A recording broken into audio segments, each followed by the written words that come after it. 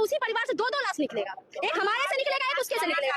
सोचो उस माँ बाप पे क्या बीती होगी जब वो अपनी ही बच्चे को खून से लथपथ देखी होगी।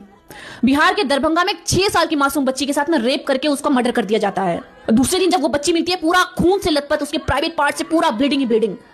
वहां के लोगों में इतना गुस्सा कि वो पुलिस स्टेशन जाके तोड़फोड़ करते हैं और बोलते हैं कि जिसने भी इसका बलात्कार किया उसको हमारे हाथ में सौंप दो, हम उनका प्राइवेट पार्ट काट के और फिर उसको जिंदा जलाने का काम करेंगे। लेकिन उनपे वहां के पुलिस वाले उल्टा उनपे ही लाठी चार्ज करते हैं। मैं पूछना चाहती हूँ, हमारा देश तो 1947 में आजाद हो गया, लेकिन क्या यहाँ पे लड़कियां आजाद हुई है? क्या यहाँ पे बच्चियां आजाद हुई है? क्या यहाँ पे औरतें आजाद हुई है?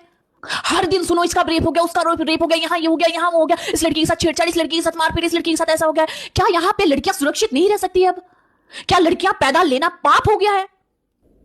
कभी बच्चे के साथ रेप होता है, कभी बूढ़े के साथ में, कभी औरत के साथ, कभी प्रेग्नेंट लेडी के साथ, कभी डॉक्टर के साथ, कभी नर्स के साथ में। हर दिन रेप का केसेस आते रहता है, हर दिन लड़की का बलात्कार होता ही रहता है।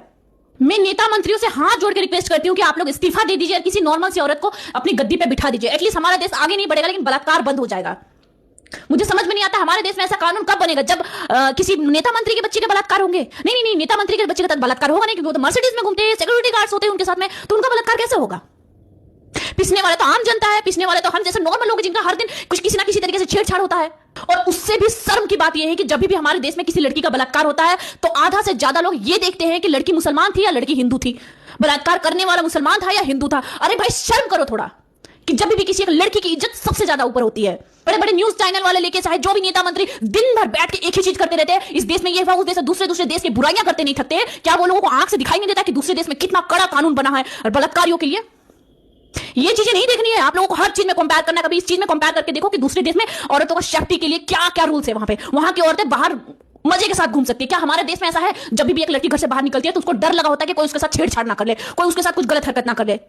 इवन मैं जिस पार्क में जाती हूँ ना, चंडीगढ़ के जिस पार्क में जाती हूँ वॉक करने के लिए, मेरा हर दिन का रूटीन है, मैं हमेशा वॉक करने के लिए जाती हूँ। आपको मैं बता नहीं सकती कि मेरा ऐसे लड़कों के साथ मुलाकात हुआ है कि जिसको देख के ना मेरा चप्पल उठा के मैंने मारने की कोशिश की थी। ऐसे 2 लड़के के साथ मेरी मुलाकात हुई है। तो कोई लड़कियां घर से बाहर निकलती है तो सबसे पहले उसको ये सोचना पड़ता है कि कहीं उसके साथ कुछ हो ना जाए, कहीं उसके साथ कोई छेड़छाड़ ना कर ले। उसको मौत से नहीं, उसको बलात्कार से डर लगता है। उसको डर लगता है कि कोई उसकी इज्जत पे हाथ ना डाल दे। आखिर हमारा देश में ऐसा कानून कब बनेगा जहां पे लोग रेप करने से पहले उनका रूह कांप जाएगा देख के कि भाई ऐसा अगर मैं करूंगा तो मेरे साथ ऐसा हो सकता है? हमारे देश में ऐसा कानून कब बनेगा?